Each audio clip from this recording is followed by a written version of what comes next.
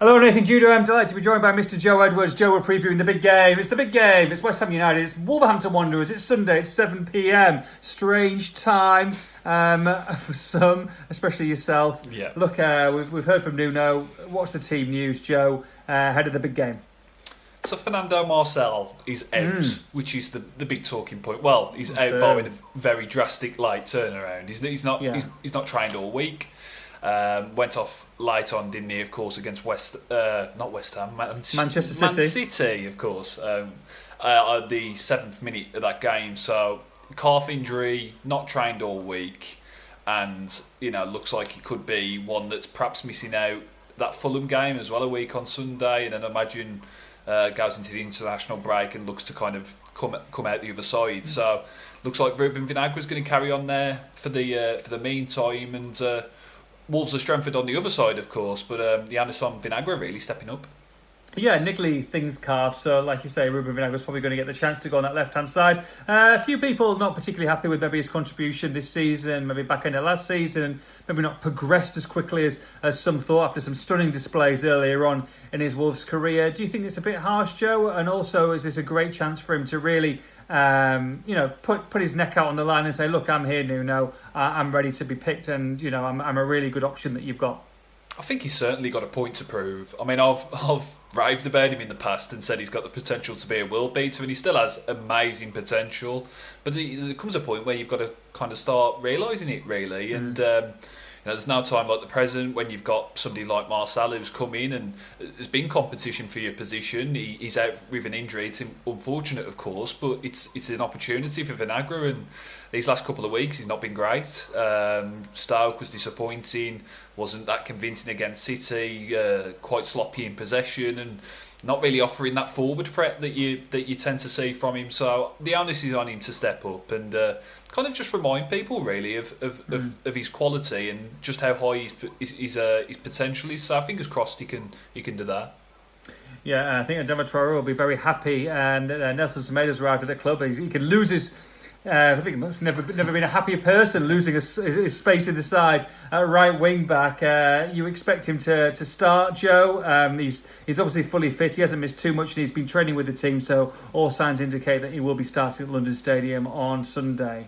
Yeah, fully expect Nelson Semedo to come in straight into the side. Of course, he's only had a matter of days, hasn't he, with the side. But you're signing a player from Barcelona, more than 100 appearances. Seems ready-made, really. He'd been involved with Barcelona's pre-season as well, so he'd been kind of gearing up to this point. It's just with another club now, but really excited to see what he offers. Pace, athleticism, and guile, really. He knows what he's doing, and he's entering his peak years, so hopefully this proves to be a very fruitful signing for Wolves, and it'll be a winning debut as well. Guile, one of my favourite options on Street Fighter back in the day. Yeah. Very good, very good. Although Blanca, I think, was my number one. Anyway, moving from Vega Street Fighter. for me. Vega, really? Okay. Yeah. But he was one of the baddies you used to fight in Sagat. Okay, we'll move on. Let's move further up the right hand side. This is podcast stuff. This isn't video stuff. Right, further up the right hand side. So if he comes in and Semedo starts at right wing back, that means that Traore gets pushed further up the pitch. That leaves 3 spots for 4 people, really, with Neto, with Podence, with Raul. So who's the one who you think is going to be the unlucky man to miss out? Traore, actually. Yeah, I just got a sneaking suspicion. I just think Nuno is trying this new system, isn't he, with Neto and Podence in these first couple of games, and I think it's looked pretty bright.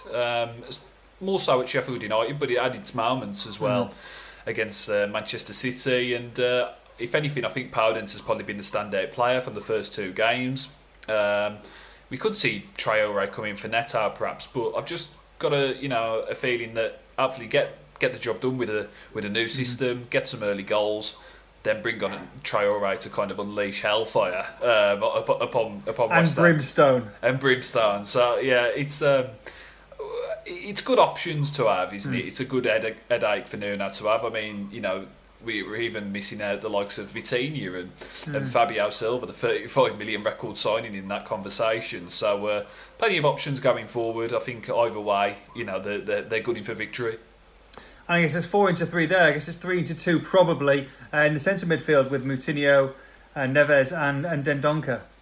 Yeah, Neves and Dendoncker are the ones I'm leaning to. Matinho wasn't great, was he, against Manchester City? I think Matinho, it's perhaps kind of use him a bit more carefully.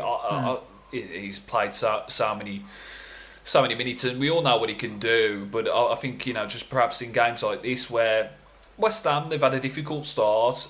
I think Wolves should beat them, but they're not going to make it easy. They've got a point to prove. So I think there's an onus on having a bit more energy in the middle of the park, and I do think Wolves, missed that from Dendoncker against City at times. So I'd expect him to come back in alongside Neves. Yeah, and look, West Ham have got some decent players themselves. Formation-wise, how do you expect Wolves to line up, Joe?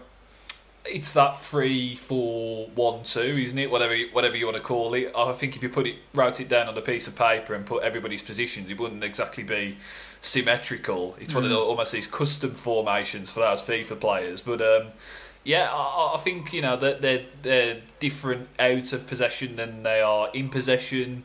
It's very fluid, isn't it? And it's part of this evolution that Nuno wants, and hopefully it brings results. It's a big run of games now, isn't it, for Wolves? Make no mistake. You've got West Ham, Fulham, and then 3 winnable games after the international break as well. So the onus is on getting points, and fingers crossed this will be the start of a nice run.